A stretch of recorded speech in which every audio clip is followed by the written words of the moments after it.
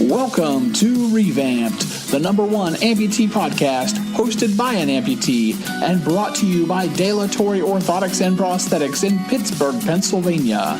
I'm Brian Mosier, the social media advisor for Dilatory, and I also happen to be a left below knee amputee.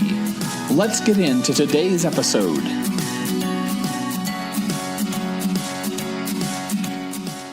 Dilatory Orthotics and Prosthetics invites all women to our second annual Women's Amputee event on Saturday, October 21st from noon until 4 p.m. at Chatham University East Side, located at 6585 Penn Avenue in Pittsburgh. This free event will explore mobility milestones and feature Chatham physical therapists teaming up with dilatory prosthetists to work in a fun environment with each amputee on learning to achieve mobility milestones. All attendees will receive a free t-shirt in their choice of size and color. To RSVP, call 412-599-1105, and please remember to include your shirt size and color choice when you call. Speaking of t-shirts, the official revAMPd podcast t-shirt is now available on our website, www.revampedpodcast.com. These 100% cotton t-shirts are available in size small through 3X and come in blue, purple, red, green, and black. Each shirt is $15, and from now through the end of September, 50% of the proceeds from each shirt ordered will go to support Camp No Limits, who provide camps for children with limb loss, as well as education, mentorship, and support to these children and their families. For more information about Camp No Limits, visit www.nolimitsfoundation.org.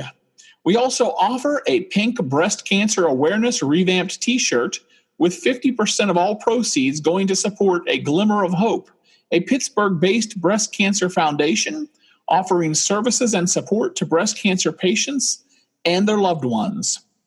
For more information about A Glimmer of Hope, visit www.symbolofthecure.com. And now, here's today's episode. How's it going, everyone? My guest today is a bilateral below-knee amputee and circus arts performer and coach, Erin Ball. So tell me a little bit about yourself. You're into the circus arts. When did you get started in that?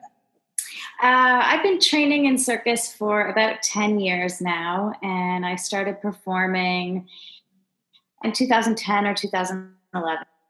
Okay. I know that you have a lot of videos on Facebook and whatnot, and we'll certainly link to those in our show notes so that others can see. It fascinates me.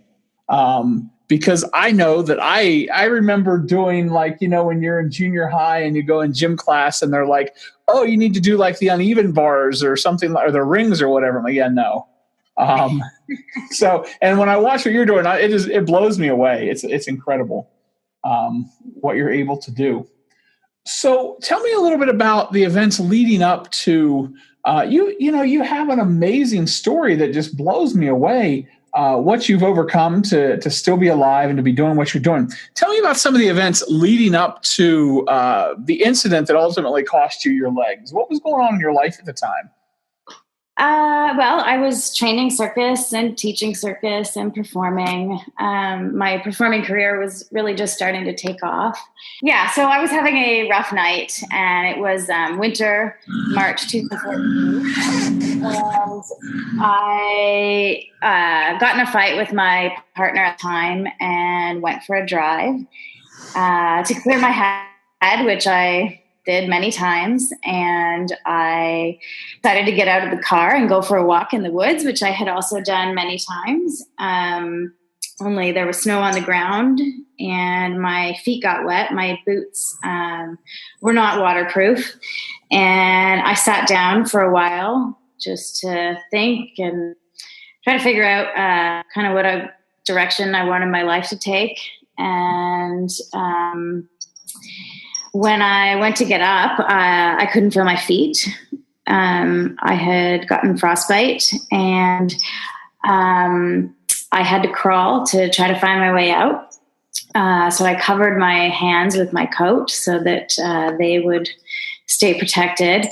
And because I was crawling and because it had snowed, I couldn't follow my footprints out. And I thought I knew where I was going. But I came to a clearing, and everywhere that I could see around the clearing, there was trees, and it was completely unfamiliar. And at that point, I realized I was lost, and I started calling for help, and nobody came. And that was really the last thing I remember. I have like flashes of eating snow, but I don't think I remember anything past maybe the second day. Okay. And I was out there for 6 days. So 6 days later, I was rescued by a police dog, or a police dog found me. My family had reported me missing. And I guess firefighters came and pulled me to an area where a helicopter could land and fly me to the hospital. And they performed surgery on me. So they opened me up, and like the same they would for open heart surgery. And they filled me slowly with warm fluid.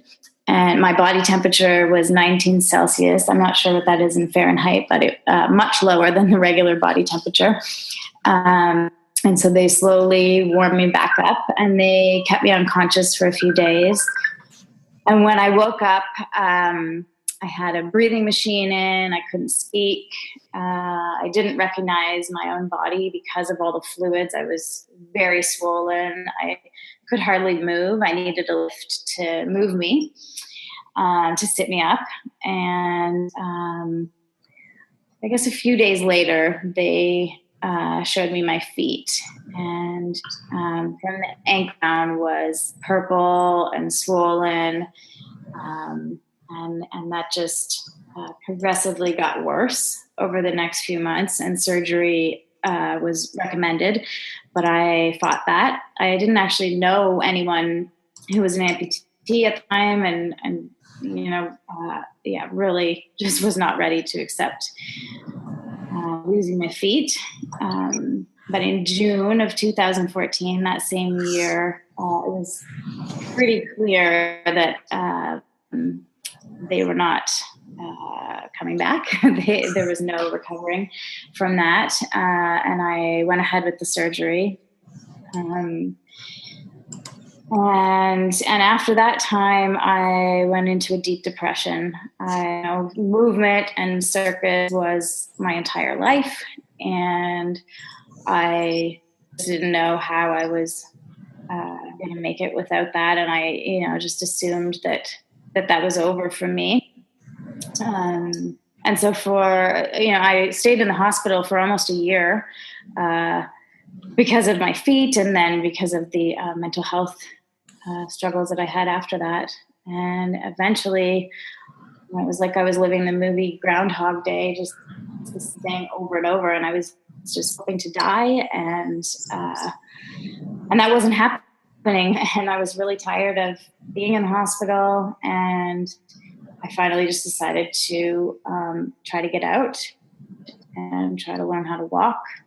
And I relearned everything right from even before I got out of the hospital. I was determined to start circus again. So I often say that I relearned how to fly at the same time as I relearned how to walk.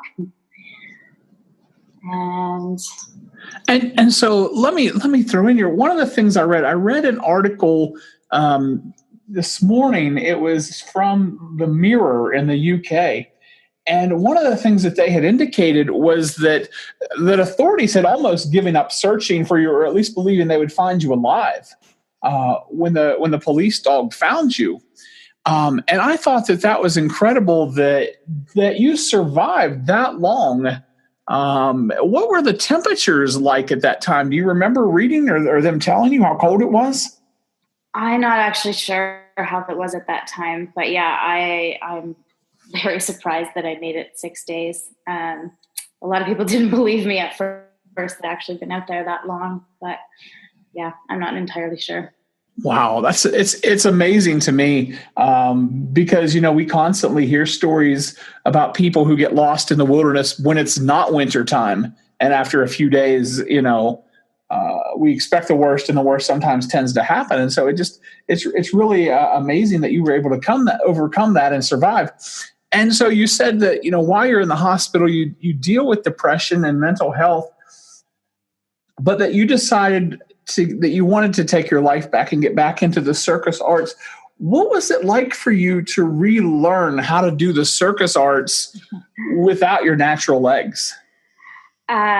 Circus arts are incredibly difficult to begin with. And the first time that I learned, developing the upper body strength that it took was a very long process. And after lying in a hospital bed for almost a year and eating, hospital food and really not moving at all, that was quite a long process. And then, with the addition of trying to learn just how to stand on the ground, let alone on the fabric, was interesting and painful, and it just took a lot of time and work, practice.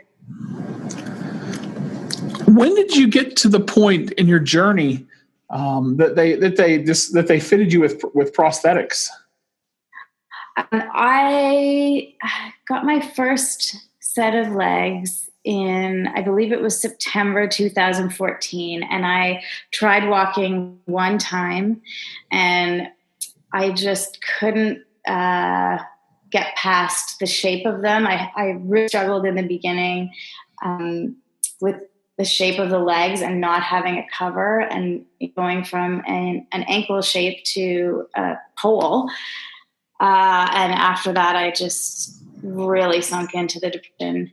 And so it was February 2015 when I started using them regularly. Okay. And I saw that that for what you do, for your circus arts, that maybe traditional prosthetics aren't the best fit for what you're doing. That's right. So I've come up with all kinds of creative leg attachments. I have got stilt legs, and then I've got different attachments that create a straight line or that are shorter that allow me to fit into smaller spaces. And at one point, I took my prosthetic legs off, and that was a real turning point for me. It allowed freedom of movement up in the air that, the traditional legs always afford. So I know you at one time you were looking at osteointegration. Is that still a possibility for you? I was really excited about that. I was having a lot of pain with walking in the beginning, and, it changed from day to day. But it came to a point where it was just incredibly painful all the time. I found out about the surgery, and I was really wanting to get that, and went through the application process. But I later found out that I wouldn't be able to jump and probably not run. And what I do, I'm constantly jumping off of people and off of equipment. And so I just decided not to go with that. It just doesn't fit my lifestyle at this point. It's interesting. I didn't know that about the osteointegration. They had, I can't remember his name offhand, but they had the Australian doctor at the amputee conference last week.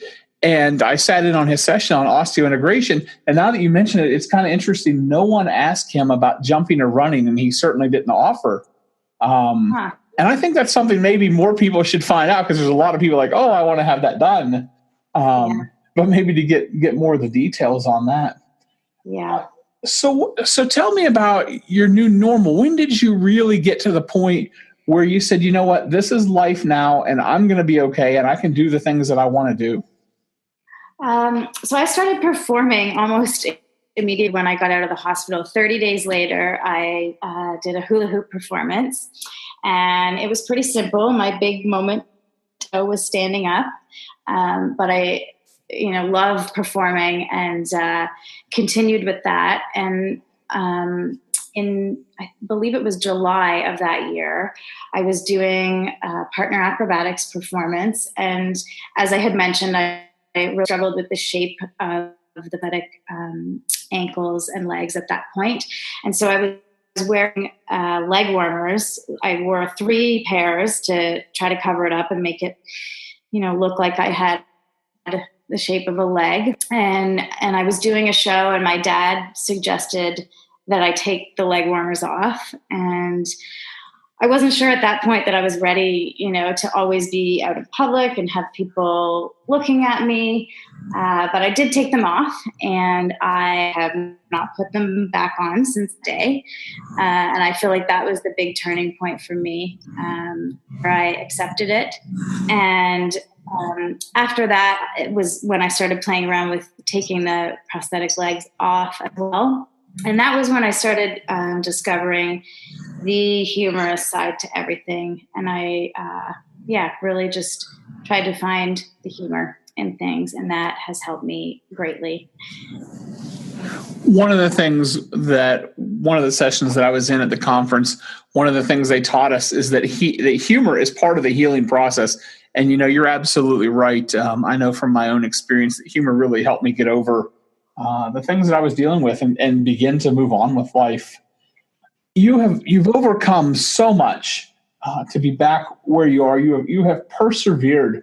What have you learned through this process about yourself? Well, I've learned that persistence and consistency and hard work really do pay off. I've definitely learned that things will happen as a result of that, often slower than I would like, though. So I'm working on patience. I learned that, in the beginning, I really thought my circus career was over. But I've learned that there is almost always a way to do things. It's just figuring out how and finding, a different or creative solution. And you're right. Watching your videos, it's clear that you have adapted to doing what you enjoy doing and what you love doing. And yesterday I had an amputee tell me, they say, well, I can't do anything. And it almost infuriates me, because that's why I call it the new normal, because we have to find a new way to do the things that we once enjoyed. And I think you're a great example of someone who has done that. So, I ask you what you've learned about yourself. What have you learned about others in the process? Have you found that others have been accepting, or have maybe you went down the road that some of us have gone down, where we've been kind of rejected for a while by people in society? I would say both. I, in the beginning, would post small victories online, and I found that people were so supportive. And I struggled a bit in the beginning with, well, am I overposting? Am I posting too much? And, people were so supportive and encouraging. And I found that incredibly helpful. And, there have been so many people that have helped me on this journey and been more than accepting, and, sharing the humor and sharing all of the joys and victories and the sad and hard times as well. But of course, there are people out in public that, just don't see amputees every day and maybe don't know the right way to approach me or react. How do you respond, or how do you feel about people in general coming up to you and asking you questions about being an amputee? Is it something you're open to, or does it bother you? I am definitely open to it. I would much rather that people come and ask me rather than, I know people are looking anyway, and I often see people who are whispering to each other or pointing, or they say things within earshot, but as if I wouldn't hear it. But yeah, I'm definitely open to it. I love talking about it, and the more that I can educate people, the better. One of the things I asked, I think that, amputees understand this, but I always ask people, this is how I say, what kind of equipment are you on? In other words, what kind of feet do you currently use? I just got the Phil Hour All Pro. Oh, nice. Yeah. Yeah. So they have been life-changing. I was trying to find, the right sock and the right foot for running. And these just seem to be all around a really great foot for me. Very cool.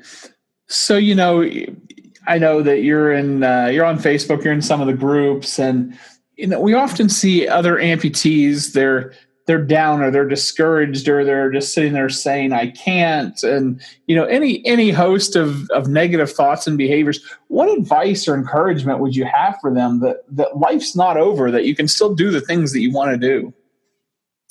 My advice is give up. Things always change. I really thought my life was over, wanted my life to be over. And, today I am really glad that it wasn't. I often thought things were not possible or it was too painful. And, just through not giving up, it changes every day. Attitudes can change and feelings can change and people can change. My advice is don't give up. Awesome. So I know that you have your own circus arts company. Tell me a little bit about the company you have, and I know you do some coaching. Tell me a little bit about that as well. Yeah. So my company is Kingston Circus Arts. So I run a school here in Kingston, Ontario, where I coach a performance team and I coach recreational classes, as well as workshops for all levels and abilities. I've worked with amputees and people in wheelchairs and autistic groups. And I also perform. So I've got my performance team, and I've also got another company, Kingston Circus, and I perform with an artist from Halifax, where she is a stilt dancer. And we often do things where we compare our unique legs. And then we also do aerial arts together. Very cool. So I travel all over and teach and perform. Very cool. So what do you think is more difficult, learning to walk on prosthetics or learning to be up in the air and do the incredible things that you do?